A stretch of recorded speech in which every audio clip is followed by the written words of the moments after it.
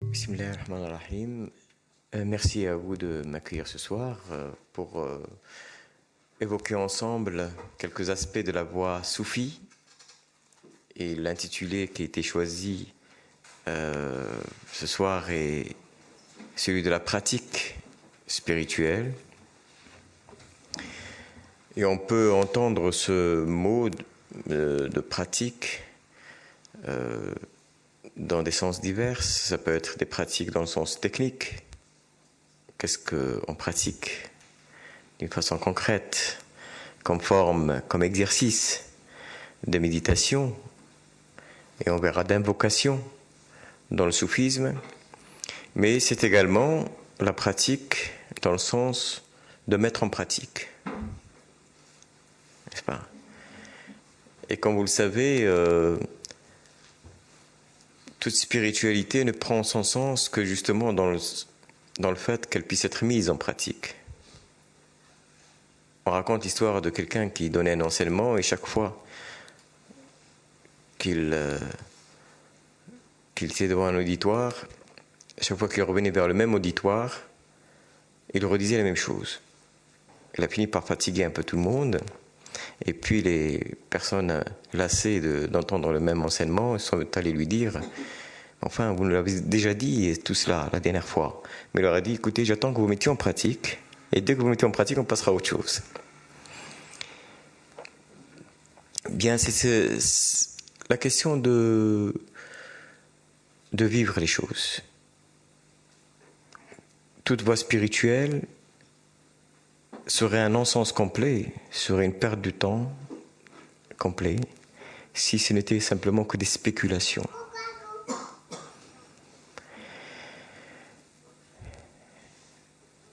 Et alors, donc, toute la question est de savoir comment est-ce que, eh bien, on passe justement d'une forme de connaissance à un comportement vécu. Et dans le soufisme, on pense, comme dans d'ailleurs toute approche spirituelle, on pense que le vrai changement, même du comportement, même de nos attitudes, de notre façon de vivre, ils ne peuvent réellement venir que de l'intérieur. Il ne sert pas à grand chose, en tout cas ce n'est pas d'une très grande efficacité, que de penser qu'on peut changer simplement par des injonctions de il faut ou il ne faut pas. Et c'est là où se situe ce décalage entre le fait de savoir les choses et le fait de les vivre. D'ailleurs, quelquefois, c'est là-dessus qu'il y a cette différenciation qui est faite. On retrouve l'équivalent dans le vocabulaire arabe entre le savoir et la connaissance. La connaissance suppose quelque chose de nouveau que l'on connaît, certes, mais en même temps qui nous transforme.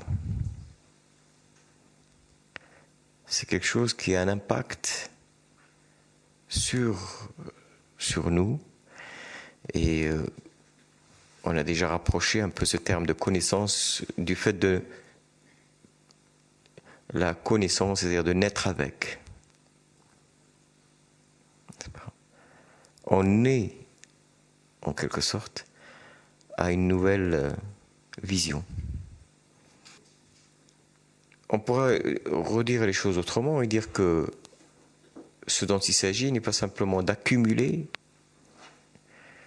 un certain nombre d'informations, mais d'affiner, de travailler sur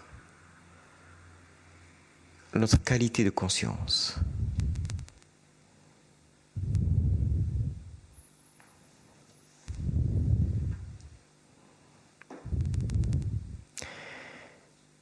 c'est-à-dire pas nécessairement sur un certain nombre de choses que l'on va apprendre et qui sont nouvelles, que sur une certaine façon de voir les choses, un certain regard porté sur les choses. Parce que là, ce n'est pas, encore une fois, une question d'information, c'est une question de comment est-ce qu'une certaine conscience intérieure va habiter ce regard. Il va faire qu'on regarde les choses d'une façon différente. Et je pense que la vie nous apprend, même je dirais indépendamment de toute pratique spirituelle spécifique, mais elle nous apprend à quel point la façon dont on regarde les choses, le regard que l'on porte sur ce qui nous entoure, dépend beaucoup de notre état intérieur. Et que notre état intérieur n'est rien d'autre qu'une certaine coloration de notre conscience.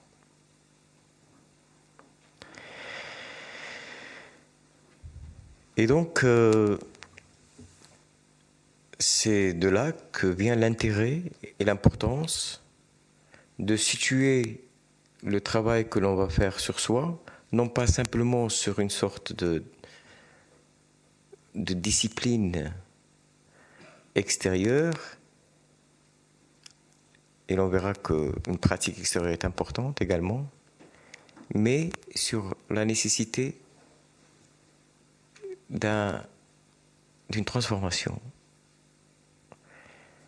sur la nécessité de le transformer au plus profond de soi,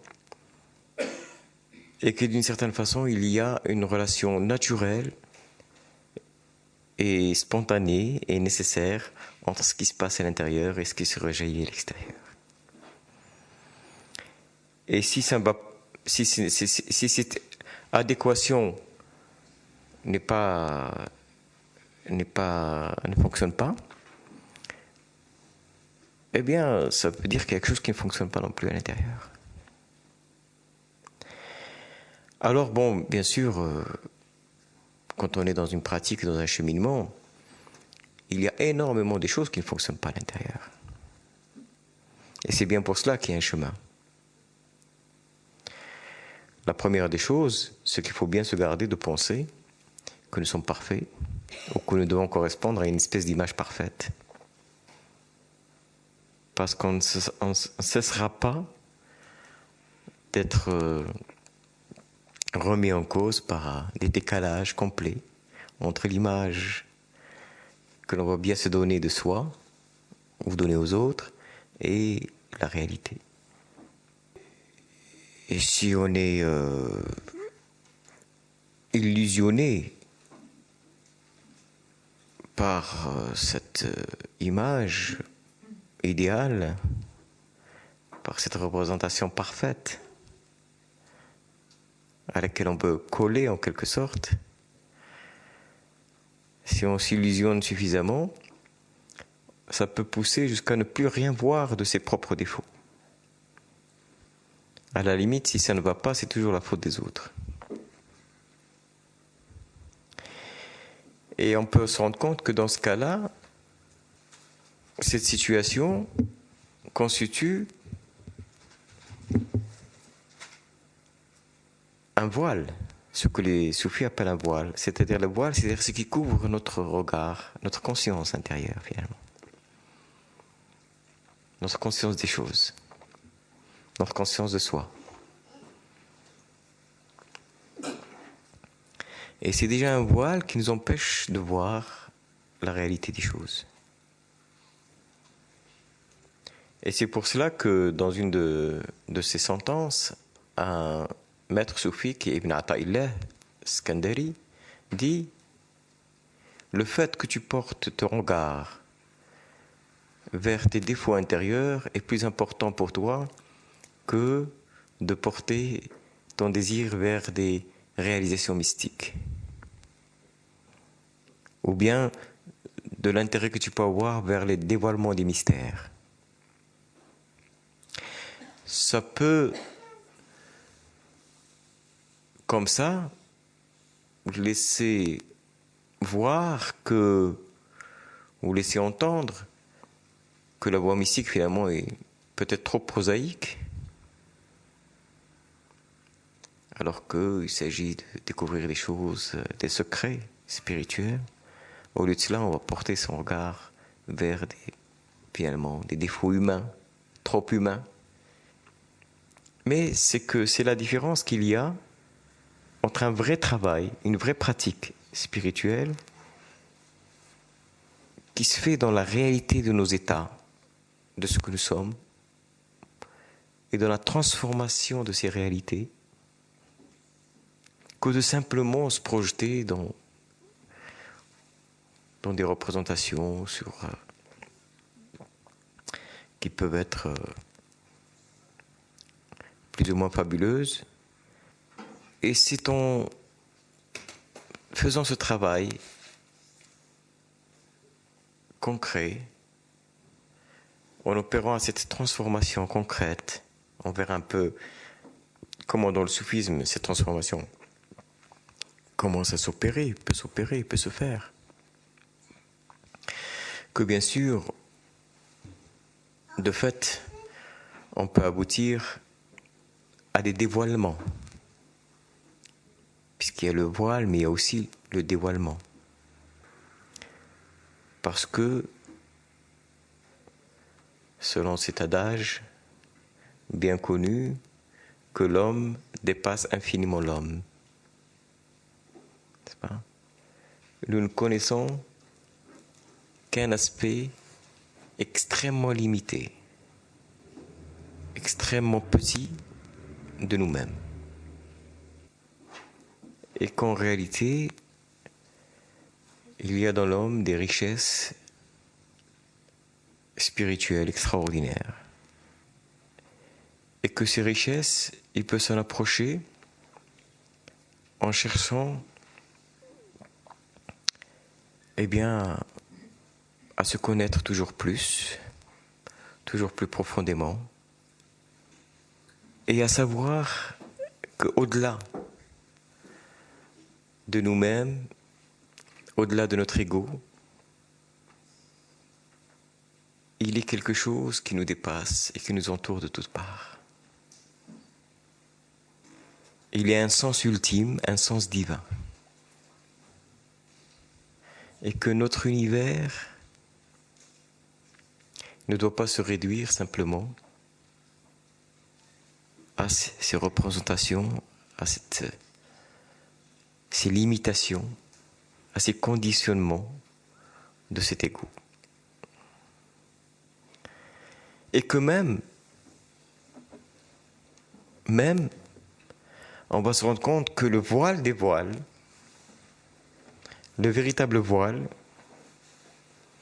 la véritable barrière que nous avons dans toute cette réalisation pour nous rapprocher de cette essence spirituelle,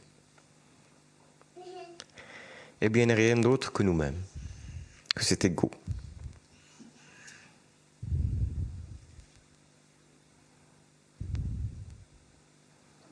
Et que toute la pratique spirituelle va consister à savoir comment déjouer cette emprise de l'ego.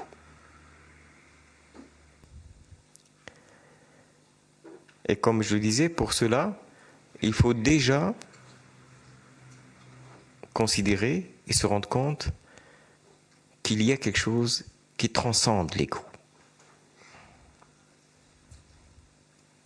Et que ce quelque chose qui transcende l'ego, c'est cette source spirituelle, cette source divine, vers laquelle, en réalité, nous avons une aspiration extrêmement profonde, mais souvent inconsciente. Et qu'un des moyens pour pouvoir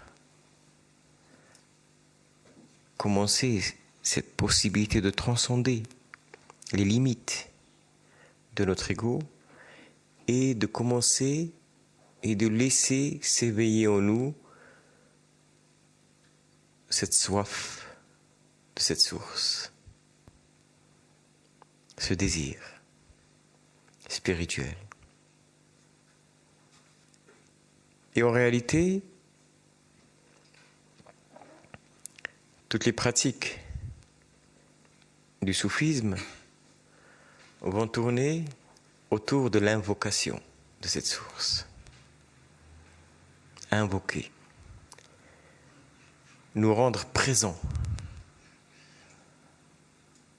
Éveillons-nous la conscience de cette source. Donc, la question ne veut pas être là de savoir quelque chose.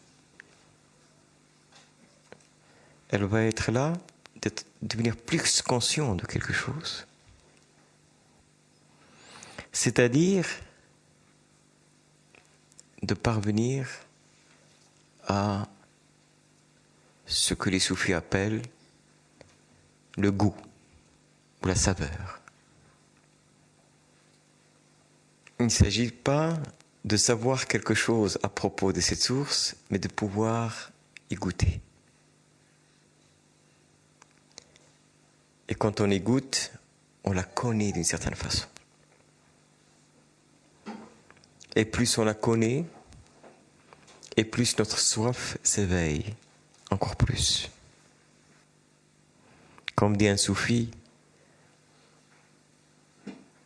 dans un de ses poèmes, « J'ai bu les coupes de l'amour, les unes après les autres, les coupes du vin de l'amour, les unes après les autres.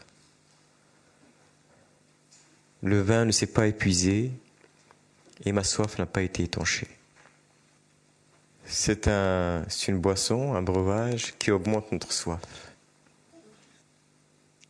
Plus on boit et plus ce désir devient plus fort.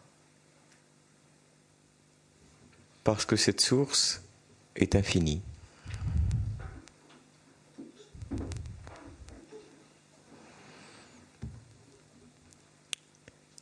Et c'est pour ça que je disais tout à l'heure que l'homme dépasse infiniment l'homme.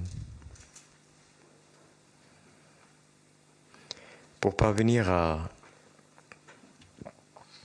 ce dépassement, il faut laisser en nous grandir ce désir qui fait qu'on dépasse les limitations de l'ego. Encore une fois, c'est par l'intérieur qu'on va dépasser les limitations de l'ego. Pas simplement en lui disant « il ne faut pas faire ceci, il ne faut pas faire cela ».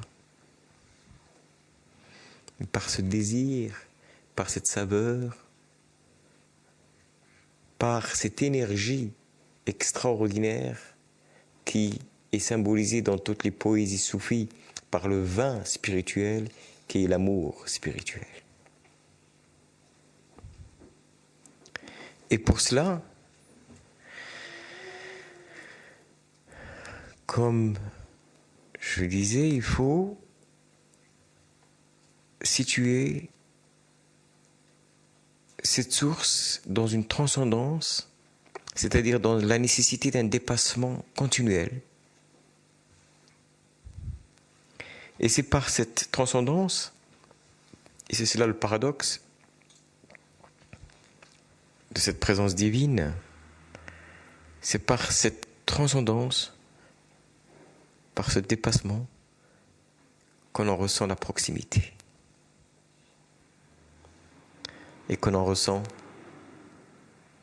l'intimité. Et qu'on en ressent la présence. C'est pour cela que les soufis se sont beaucoup interrogés sur ce qu'ils appellent le mystère dans le mystère, qui est l'amour spirituel. Et de se dire quelle est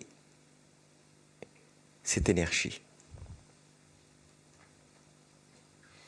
Que signifie-t-elle dans son sens le plus profond, le plus essentiel?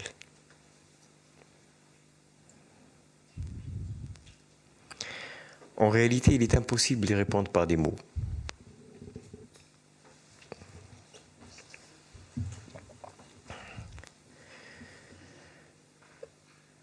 on ne peut en connaître que les effets. Dans un poème qui date d'une histoire ancienne dans la tradition de la littérature arabe et qui s'appelle, c'est les poésies de Qais et de Layla, qui est une histoire d'amour poussée à son extrême et dont on trouve d'ailleurs la typologie dans d'autres traditions sous des formes diverses, n'est-ce pas? Qui d'une certaine façon, même dans les relations humaines, parce que les relations humaines ne sont rien d'autre aussi que le symbole de quelque chose qui est également beaucoup plus large. Les relations humaines sont elles-mêmes porteuses de ce mystère du divin. Symbolisent cette relation d'amour transcendante. Et pour marquer cette transcendance dans ce type d'histoire, eh bien cela est exprimé par le fait que cela soit d'une certaine façon un amour impossible, inaccessible, ce qui n'ôte rien à sa réalité. Dans cette histoire, ce qui est d'ailleurs la même chose que Roméo et Juliette, c'est exactement sur la même typologie, n'est-ce pas? L'amant et l'aimé sont à la fois très proches de par les liens de parenté, et en même temps, il est impossible pour eux de pouvoir s'unir comme ils le désirent. Et ce sont donc tout un recueil de poésie de Qais qui a été surnommé Majnoun Layla, c'est-à-dire le fou de Layla. Layla, c'est l'aimé. Majnoun Layla, celui qui a perdu sa raison. Celui qui a perdu sa raison. Eh bien, toute cette histoire a été reprise, d'ailleurs, dans son fond. Elle est déjà d'origine mystique. Mais dans son fond, elle a été reprise dans le symbolisme des soufis pour exprimer cet amour qui relie tous les êtres à cette source divine, n'est-ce pas?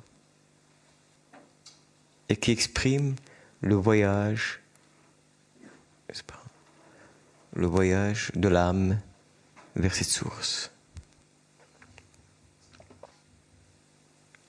Et dans cette poésie, Majnoun dit « Vous me voyez en train de marcher sur les traces du campement de Layla, n'est-ce pas, les campements nomades, où on laisse les traces, lorsqu'on prend les tentes, n'est-ce pas, il ne reste plus que les cendres et les marques des campements. J'embrasse tel mur ou telle trace et telle autre trace, mais ce n'est pas que l'amour des traces ait ravi mon cœur, mais l'amour de celle qui est passée par ces campements. » Et cette poésie exprime ici la relation qu'il y a entre les traces, c'est-à-dire toutes ces manifestations du monde. C'est-à-dire finalement de comment ce jeu de l'amour spirituel, de la connaissance spirituelle, se manifeste à travers tout ce qui existe et révélé à travers tout ce qui existe.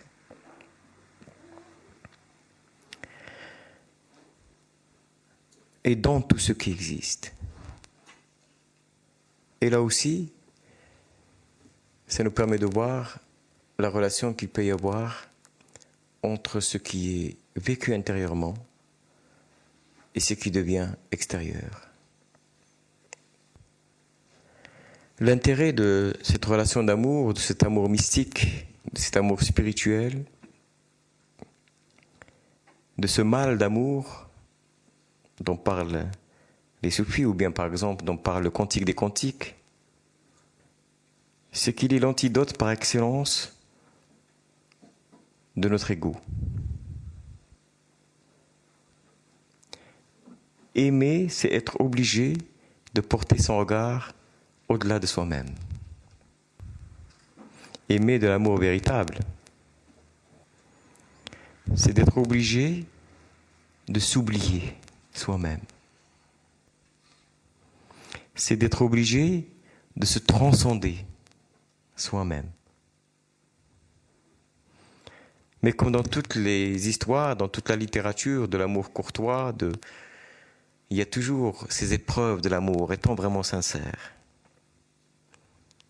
Est-ce qu'il ne s'agit pas simplement d'une volonté de récupérer? Est-ce que c'est pas simplement son propre ego qu'on essaie d'aimer à travers l'autre? Est-ce que véritablement on aime ou on cherche simplement à être aimé?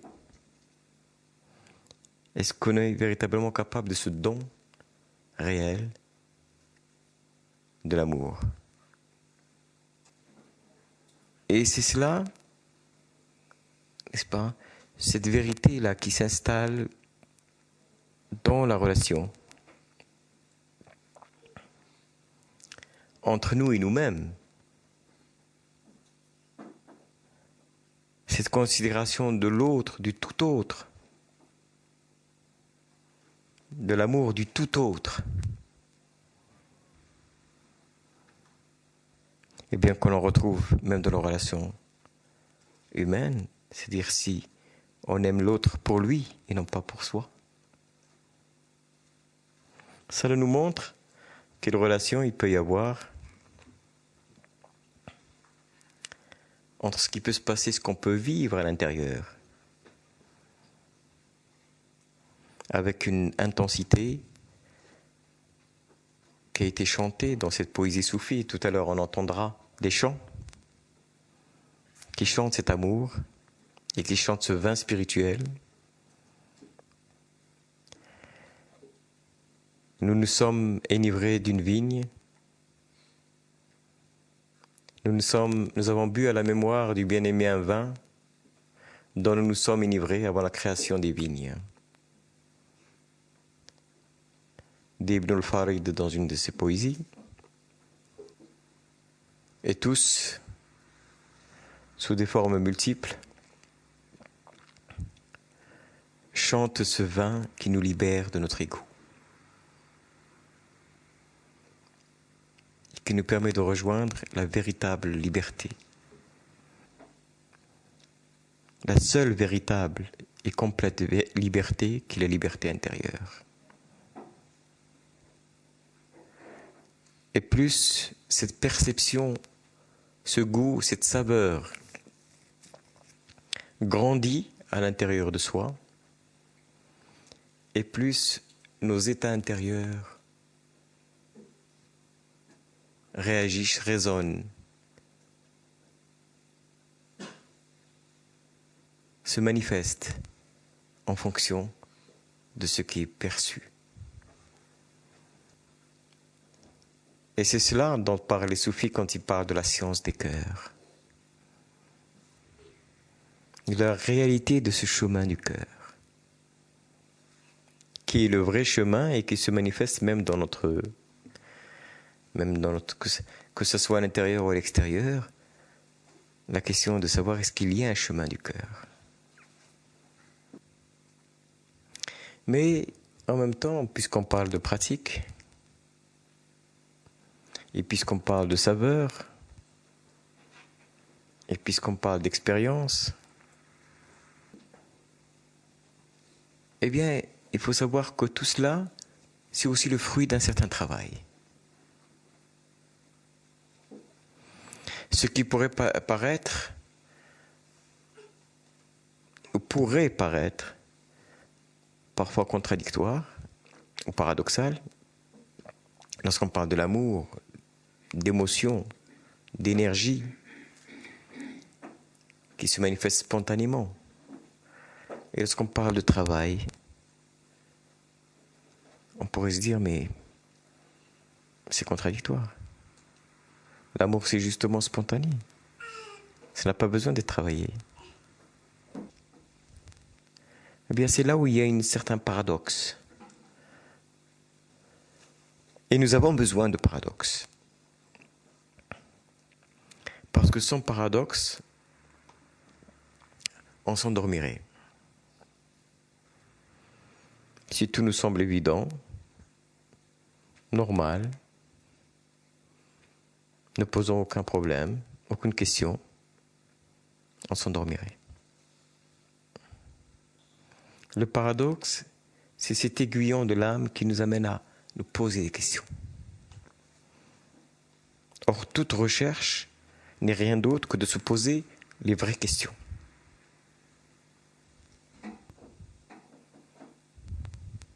Le problème n'est pas d'avoir des réponses.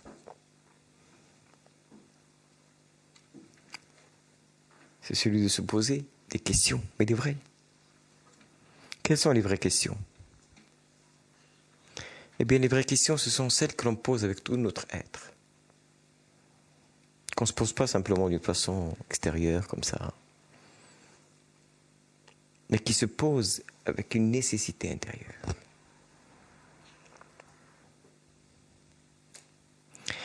Et donc, la perplexité, le fait que, à certains moments, on n'arrive pas à comprendre ce qui se passe.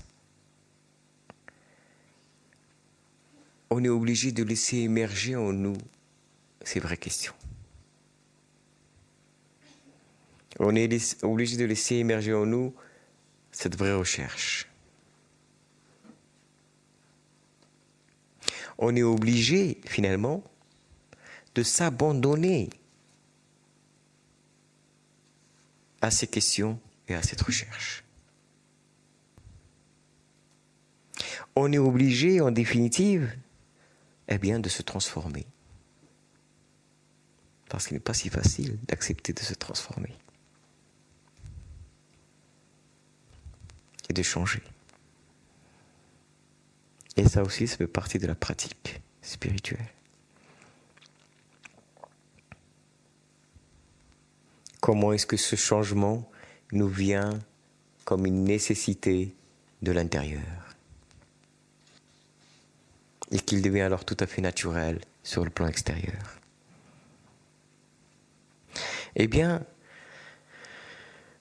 pour laisser émerger toutes ces réalités, comme je le disais, il y a, alors que nous n'avons pas d'emprise sur notre cœur, on ne peut pas savoir, on ne peut pas contrôler ce qui va se passer à l'intérieur. Par contre, ce qu'on peut contrôler, entre guillemets, ce qui peut être l'objet d'une certaine discipline, c'est la pratique extérieure. C'est-à-dire, non pas une technique qui va susciter simplement des choses comme ça à l'intérieur, mais simplement des moyens qui sont mis à disposition pour nous rendre réceptifs, pour nous mettre dans des conditions de réceptivité. Et si on y réfléchit bien,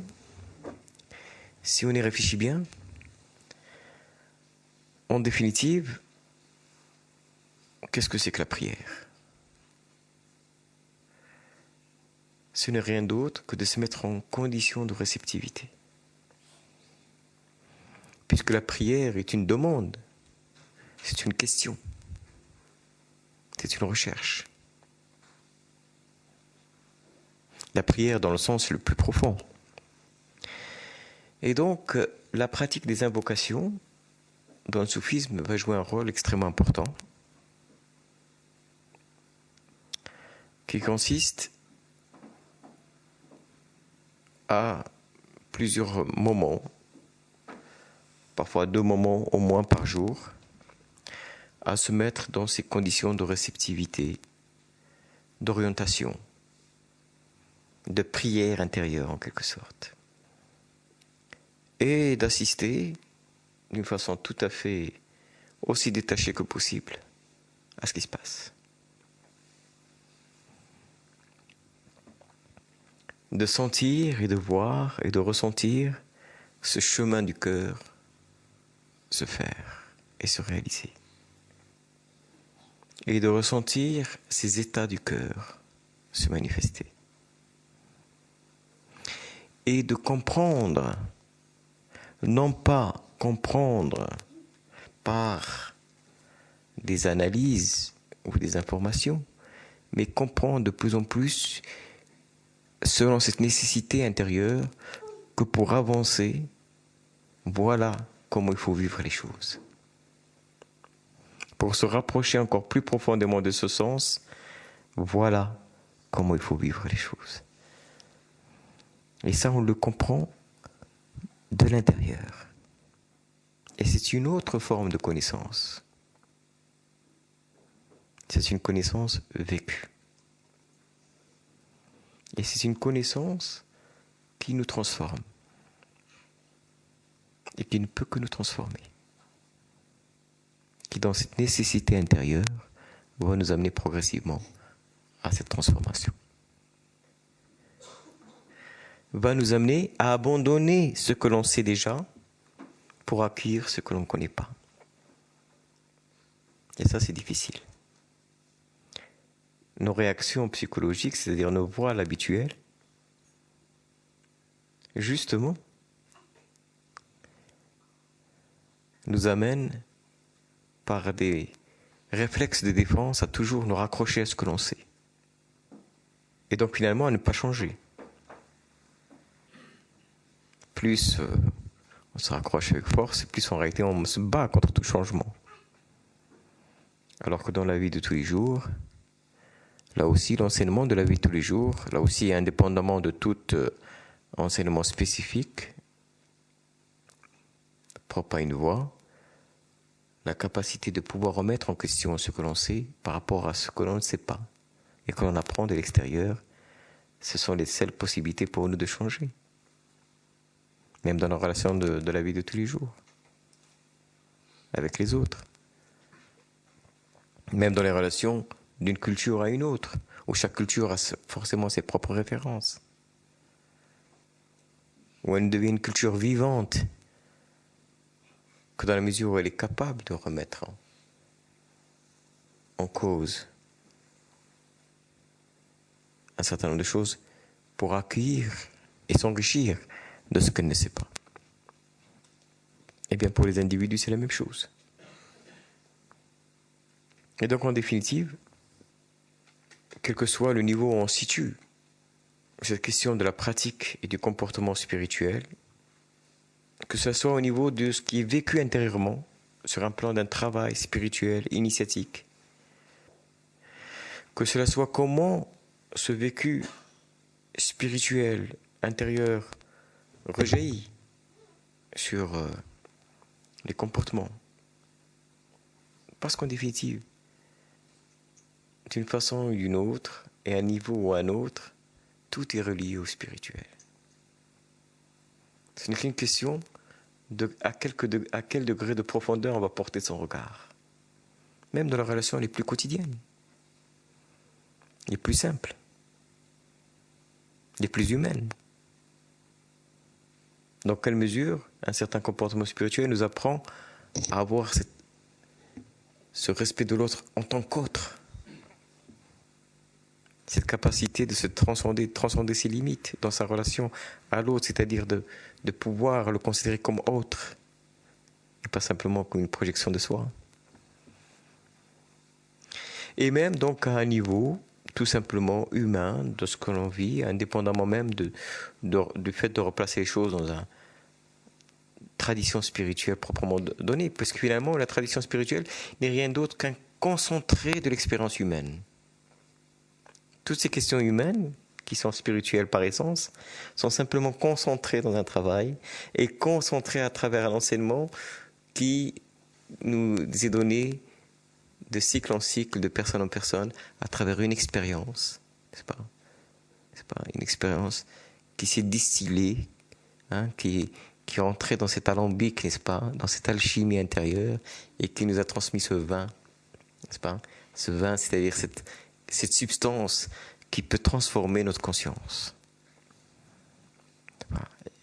Et qui est la quintessence de la vie. C'est rien d'autre, c'est pas quelque chose à l'extérieur de la vie. Et la vie aussi nous apprend un peu cela. dans la relation que l'on a aux autres et dans cette capacité à pouvoir évoluer, à pouvoir se transformer, à pouvoir changer. Voilà, je vous remercie. On pourra continuer sur une forme de questions-réponses. Merci. Bonsoir. Bonsoir. Est-ce qu'il existe, comme dans d'autres philosophies ou d'autres cultures, le lien maître à disciple dans le soufisme, que je ne connais pas du tout? Est-ce que vous pouvez nous en parler un peu plus?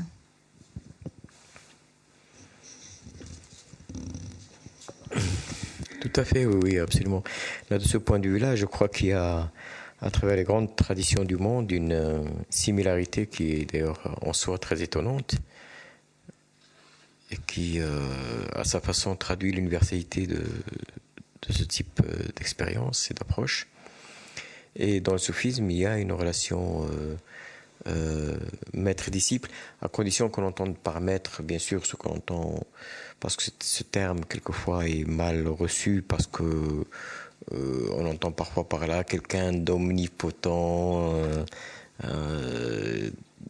enfin, pratiquement une relation tyrannique, n'est-ce pas, avec le maître qui serait la réplique du maître serait un peu l'esclave, quoi, en quelque sorte, n'est-ce pas?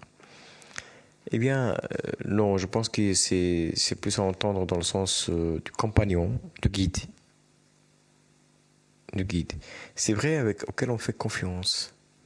Quand on est sûr d'être tombé sur celui que l'on considère comme un vrai maître, comme un vrai guide, il y a une très très grande confiance qui s'établit, qui se nourrit d'ailleurs, qui se nourrit à travers le temps, parce que pour exercer, si je puis dire, pour remplir cette fonction, cette personne est elle-même passée par un travail extrêmement important, extrêmement intense, extrêmement véridique, une sincérité complète, seule qui peut l'amener à réaliser, n'est-ce pas, cet état de dépouillement de l'ego. Quelqu'un qui a encore une trace de l'ego ne peut pas jouer ce rôle-là. n'est-ce pas? Et pour éviter toute illusion, qui lui-même, en quelque sorte, qui ne décide pas, on ne décide pas un jour de se dire voilà, je peux maintenant jouer le rôle de maître, je me sens suffisamment fort pour le faire. Non, on peut être un grand spirituel sans être absolument pas destiné à jouer un quelconque rôle d'enseignement. Donc, pour pouvoir remplir cela, il y a des injonctions d'abord intérieures, qui viennent vraiment d'une façon transcendante, et il y a une confirmation extérieure de son propre guide. Parce que même ces injonctions peuvent être illusoires, pourraient être illusoires. Donc c'est ça la tradition, ce qu'on appelle la tradition, c'est la transmission, la tradition spirituelle. Et qui fait que, disons que pour des choses aussi importantes, on se remet entre les mains de personnes dont on est certain qu'ils sont qualifiés pour le faire. Mais la relation est très importante. Je vous remercie de tout ce que vous avez présenté. J'ai été très séduit par tout ce qui a été présenté et même un peu surpris parce que il m'a pris de faire un parcours dans différents moyens de spiritualité, différents groupes de spiritualité, différentes approches de spiritualité, avec religion, avec des maîtres, sans maîtres, et finalement on retrouve la même démarche, qui correspond à la démarche de l'être, oui, de ce qui réellement correspond à ce que nous aspirons, à ce que nous avons besoin de faire, ou d'être simplement. Et j'ai le sentiment actuellement qu'il y a un petit tournant qui se fait, à savoir qu'il y a une évolution. Il me semble qu'il y a de plus en plus de personnes qui peuvent découvrir ce comportement de l'être sans nécessairement être reliés à une religion donnée, simplement par une démarche qui n'existait pas il y a de nombreuses années. Actuellement, il y a une ouverture très forte qui est faite dans ce domaine-là, où on a des outils, des moyens qui nous sont proposés et qui nous permettent à tous, à chacun, de pouvoir accéder à ce résultat. Voilà ce que je voulais simplement vous faire partager. Merci. Ce que vient de dire monsieur est intéressant. C'est bizarre parce que j'ai eu une discussion, c'est justement cet après-midi, avec un religieux qui me disait finalement, il n'était pas objectif en tant que religieux bien sûr, mais il disait finalement, je crois que si on doit faire aujourd'hui un bilan de toutes les idéologies, quelles qu'elles soient, c'est qu'en réalité, si elles ont échoué, c'est parce qu'elles ont essayé de récupérer ce qu'il y avait de spirituel dans les religions, d'essayer de le transcender, et ça n'était pas réalisable. Parce que ce qui est réalisable dans la foi, dans la tradition religieuse, ne l'est pas ailleurs. Voilà. Je souhaiterais vous poser une question. Est-ce que vous pourriez faire votre... J'ai beaucoup apprécié ce que vous avez dit sur l'abandon de son ego, de soi. Je crois qu'il me semble, pour avoir un petit peu lu au niveau de religion comparée, que c'est quelque chose qu'on retrouve dans beaucoup de religions. Je ne sais pas si vous connaissez, enfin, je vous dis, une prière d'une bienheureuse Élisabeth, qui est pour les chrétiens quelqu'un de très important. Et sa prière la plus importante commence ainsi. Ô bienheureuse Trinité que j'adore, aidez-moi à m'oublier entièrement pour m'établir en vous. Est-ce que ça ne résume pas un petit peu finalement le fond de votre foi?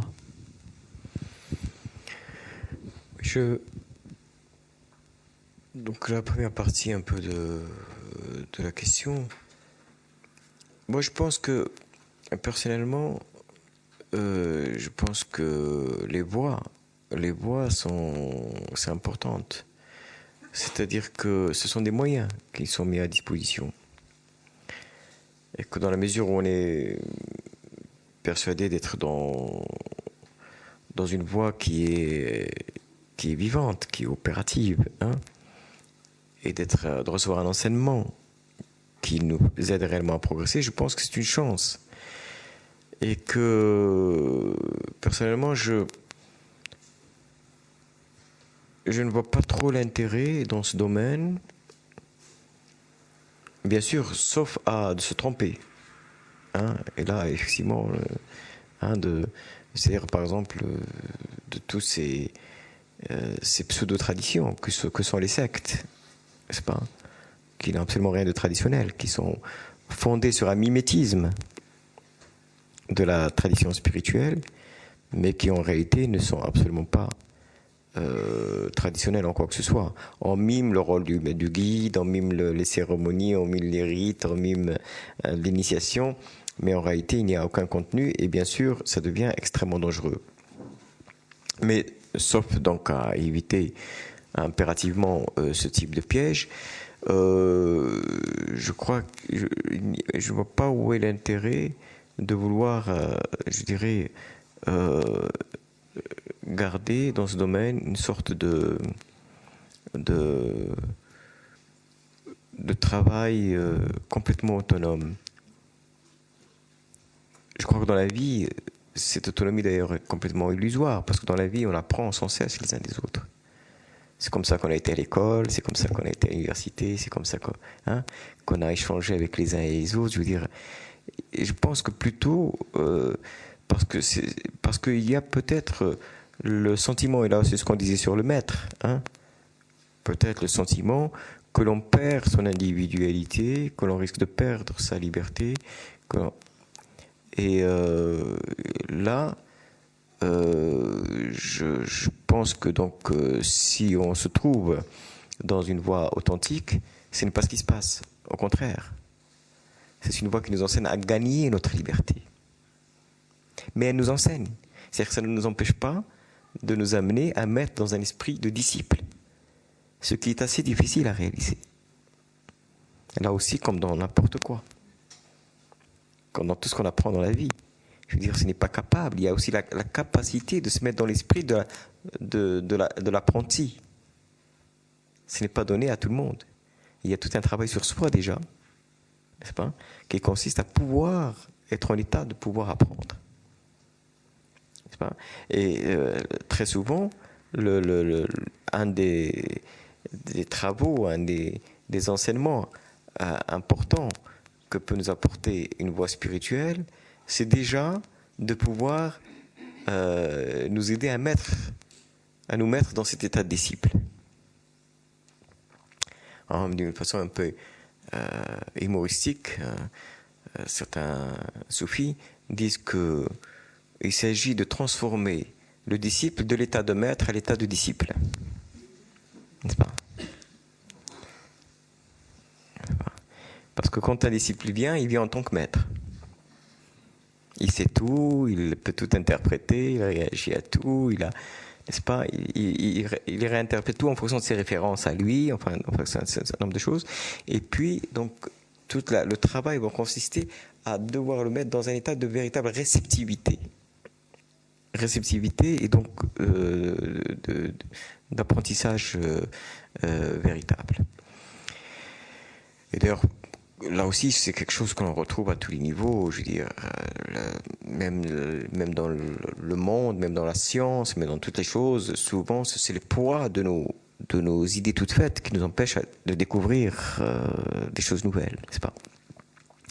Et donc, c'est cette capacité à se mettre, c'est cette humilité, je veux dire, qui est nécessaire dans toute situation d'apprentissage, qui peut nous mettre en position de pouvoir apprendre. Donc c'est pour cela que moi, le fait qu'il y ait des voix et des guides et tout ça ne me pose pas de problème dans ce sens-là, n'est-ce pas? Au contraire, je pense que c'est une chance. C'est une chance qui est immense, dans la mesure où, évidemment, il s'agit de vraies voix et de vrais guides. Et puis, bien sûr, alors, il y a toujours ce qu'on appelle cet effacement, hein, ce que les soufis vont appeler le fana.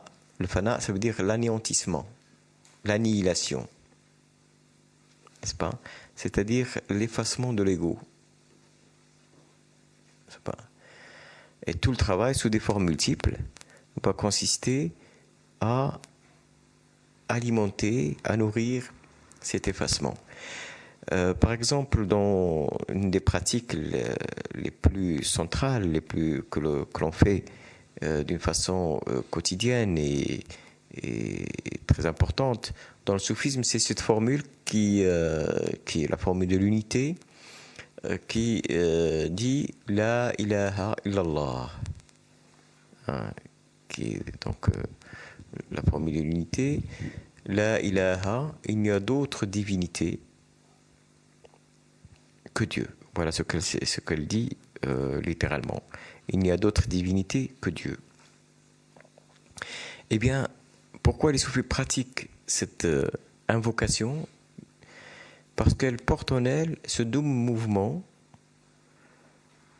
parce qu'elle résume, elle est à elle seule la clé qui résume ce mouvement de l'âme vers l'unité, d'abord, et qui se fait par d'abord un mouvement d'effacement, c'est-à-dire dire la ilaha, pas de divinité. On efface. Et notre première divinité, celle dans laquelle on se prosterne tous les jours, c'est d'abord notre ego. N'est-ce pas? Ça, c'est notre divinité suprême. Voilà. Et puis après, mais on ne le voit pas en tant que tel. On en voit surtout les projections. N'est-ce pas? Notre ego s'attache par exemple à l'argent, et il s'attache au pouvoir, il s'attache à ceci, il s'attache à cela, c'est à telle idée, c'est telle obsession, c'est telle, n'est-ce pas? À toutes sortes de choses. Ce sont autant de divinités secondaires, n'est-ce pas? Qui nous habitent, et bien sûr qui évidemment font que nous sommes prisonniers. C'est cela, la privation de liberté dont on parlait. Et donc on efface. On commence à se détacher de tout cela, jusqu'à petit à petit venir à la source de cet attachement qui est cet ego. Cette identité factice et illusoire, n'est-ce pas, qui semble toujours la même et qui est en réalité tout le temps reconstituée, n'est-ce pas, sous des formes intégrant des idées nouvelles, des ambitions nouvelles, des conceptions nouvelles, des agrégats de choses qu'on intériorise sur l'extérieur, n'est-ce pas, ou de pression de l'extérieur qu'on intériorise, enfin toutes sortes de choses qui font qu'on a une identité à laquelle on s'identifie, n'est-ce pas, et qui donc devient un peu le maître de la maison. Hein, c'est lui qui dirige tout. Et donc petit à petit, il y a l'effacement de ces projections multiples, de ces divinités, et puis de plus en plus l'effacement de cet ego lui-même pour dire illa, sinon Allah, Dieu, pour laisser la présence de l'être divin. pour nous ouvrir à cette présence de l'être divin, qui est notre véritable liberté. Et donc il y a ce mouvement de fana, de disparition, d'effacement, pour laisser la place au baqa, c'est-à-dire le fait de subsister, d'être, mais non pas par soi-même, mais par cette présence. Un peu comme la vague qui prend conscience qu'elle n'existe que par l'océan. Donc, évidemment, c'est une méditation qui peut aller très très loin. Au fur et à mesure qu'on le dit, qu'on le répète, il y a une profondeur et un approfondissement dans ce que cette simple formule peut nous livrer en termes non pas d'information, mais d'état de perception, ou de compréhension, ou de dévoilement. Et alors, donc, il y a cette disparition, n'est-ce pas? Cet effacement pour être, non pas par soi-même, mais par l'être divin. Un témoignage concernant la liberté que j'ai ressenti dans une voie soufie que j'ai suivie par rapport à la guidance. Et je dois témoigner que je ne me suis jamais senti aussi libre que quand j'ai reçu cette guidance. Et à une époque de ma vie, je m'en suis éloigné et je ne me suis jamais senti aussi mal que quand je me suis éloigné de cette guidance. Je me suis senti un peu renfermé dans une prison. C'est mon expérience. Et grâce à Dieu, j'ai retrouvé une guidance qui m'a refait découvrir cette saveur d'une voix authentique. Et ce qu'il y a par rapport à ce que j'ai ressenti à ce moment-là, c'est que il peut y avoir une liberté sans guidance, sans voix, un sentiment de liberté, mais ce qui est spécifique pour moi, ce que ça m'a apporté, c'est qu'il y a également le miroir qui est comme une rigueur qui m'est renvoyée à l'égard de ma propre évolution. Et en fin de compte, j'ai toujours senti un immense respect pour ma liberté et pour ma propre évolution et mes propres choix à travers cette guidance-là. Ça, c'est un témoignage. Et j'ai juste une question à vous poser. Si vous pouviez nous parler un petit peu plus de ce mot, le sir, le secret, dans la voie soufie.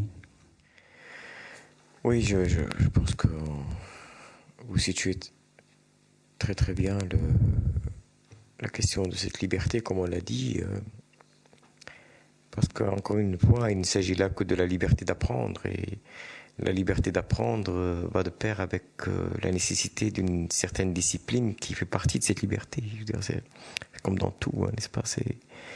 Je pense que ce sont des choix tout à fait décidés, et la discipline d'apprendre fait partie des moyens pour réaliser ces choix. Bon, bien sûr, on fait plus ou moins, on y arrive plus ou moins. Hein, c'est pas, on est ce qu'on est. Hein, des fois, on est plus en forme que d'autres. Mais enfin, je veux dire, bon, l'essentiel, c'est qu'on sait que ça va avec, quoi. Et puis, parce qu'en même temps, je dirais que c'est là, enfin, la différence qu'il peut y avoir entre une simple technique, une discipline en tant que simple technique, et une discipline en tant que, encore une fois, une forme de prière. Parce que dans cette relation à la transcendance, c'est pas nous qui contrôlons la situation, on se met en état de recevoir un certain nombre de choses. Pas même des inspirations, même des intuitions. C'est pas... Et donc, encore une fois, la pratique en elle-même n'est qu'une façon d'exprimer en réalité la réalité de notre demande. Dans une de ces histoires anciennes du soufisme, il y avait Ibrahim ibn Adham, qui était un homme qui est ensuite devenu un très grand soufi, mais qui vivait dans une vie tout à fait confortable, qui était prince et tout cela, et qui pensait aux questions métaphysiques. Et un jour, il était sur son... Bon, c'est une histoire qui est sans doute, je ne sais pas, peut-être pas légendaire, mais enfin, ce qui est important, c'est le sens qu'elle porte. Et un jour, il était dans son lit princier en train de réfléchir aux choses métaphysiques, et puis il entend un bruit sur la terrasse, et puis il me dit, mais qu'est-ce que c'est? Et quelqu'un lui répond, c'est un chameau. Alors il est doublement surpris, n'est-ce pas? Déjà d'entendre du bruit sur sa terrasse, puis qu'une voix lui répond, c'est un chameau. Mais il dit, est-ce que vous vous moquez de moi? Et il dit, je fais la même chose que vous, n'est-ce pas? Hein, vous pensez que vous allez arriver à Dieu en réfléchissant comme ça, d'une façon oisive sur votre lit, n'est-ce pas? Hein, c'est aussi réaliste que d'avoir un chameau sur son toit. N'est-ce pas? Et donc, cette demande doit s'exprimer. Et elle s'exprime par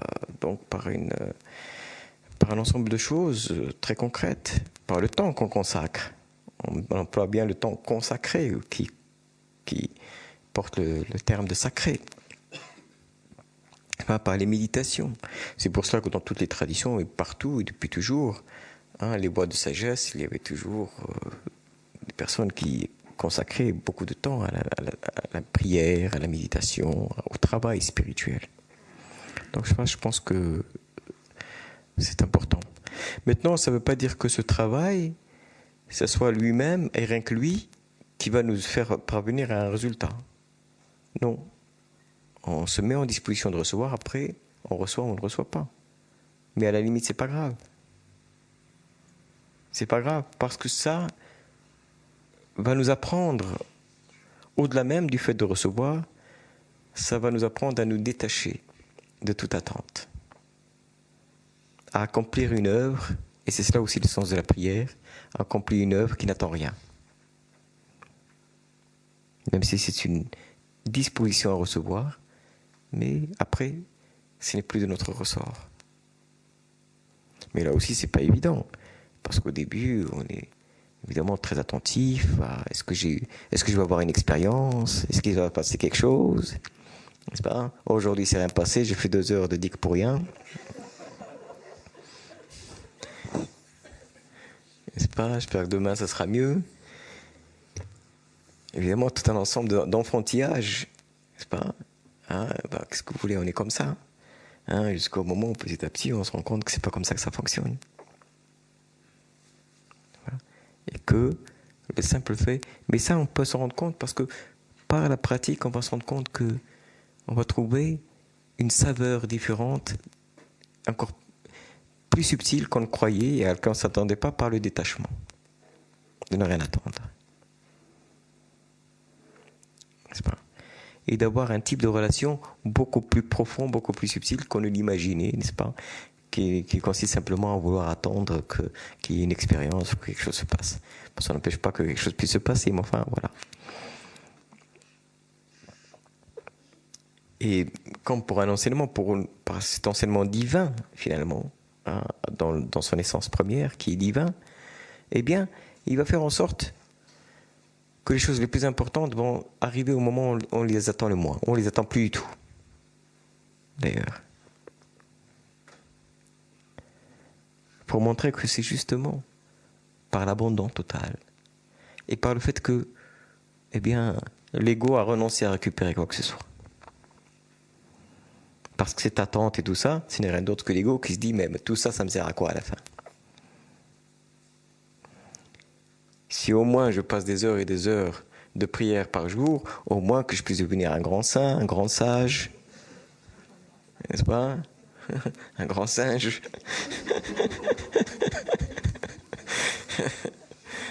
À mimer la sainteté, mimer la sagesse, n'est-ce pas? Et ainsi de suite. Alors évidemment. Et c'est pour ça qu'on disait déjouer les ruses de l'ego. Parce que là, il y a le fait de l'obliger à faire un travail qui apparemment ne rapporte rien, fait qu'à un certain moment, il lâche prise. Et c'est à des moments pareils où des choses les plus importantes se produisent, évidemment. Et puis, bien sûr, il y a la question du secret spirituel que l'on trouve très présente dans le soufisme et qui peut recevoir des significations multiples. D'abord, le vrai secret, c'est ni plus ni moins ce qui ne peut pas se dire. C'est pas ce qu'on ne veut pas dire. Ça, c'est déjà plus un secret. D'abord, c'est plus un secret pour nous. Mais ce qui ne peut pas se dire, c'est l'ineffable. Et pourquoi il ne peut pas se dire? Parce qu'il n'y a pas de mots pour le dire. Ça fait partie d'une expérience et d'une réalité tellement subtile, tellement profonde, d'une saveur tellement subtile et tellement profonde, qui ne ressemble à rien de connu, qu'il est impossible de le dire. Alors simplement, donc les soufis le disent souvent par des formes symboliques. Jésus disait tout cela, je vous l'ai dit en parabole. Pourquoi est-ce qu'il avait besoin de dire ça en parabole? Parce que l'essentiel ne peut pas se dire. S'il pouvait se dire, il nous l'aurait dit. Et donc, c'est cela le vrai secret. Et en réalité, c'est cette relation qui se noue entre notre être le plus intérieur et cette présence divine. C'est ce type de relation que plus rien ne peut décrire. Je suis entré dans une poésie, alors on le dit parfois sous forme poétique, je suis entré en retraite, c'est-à-dire à l'intérieur de moi-même, avec mon bien-aimé, et il y a entre nous un secret plus fin que la brise lorsqu'elle passe. Dit un de ces poètes. Et puis, il y a une autre signification du secret qui est l'énergie véritable et intérieure avec laquelle le guide enseigne. Parce qu'il est dans cet état d'être et que c'est cet état d'être qu'il va, sous des formes multiples, toutes les formes utilisées, qu'il va transmettre. Toutes les formes, que ce soit les paroles ou que ce soit les invocations, que cela soit quoi que ce soit, il y a, au-delà de toutes ces manifestations extérieures, cette influence intérieure. Et c'est cela le plus important. Et c'est cela le secret qui lie un guide spirituel avec son disciple. Et qui aussi ne peut pas se dire. Voilà.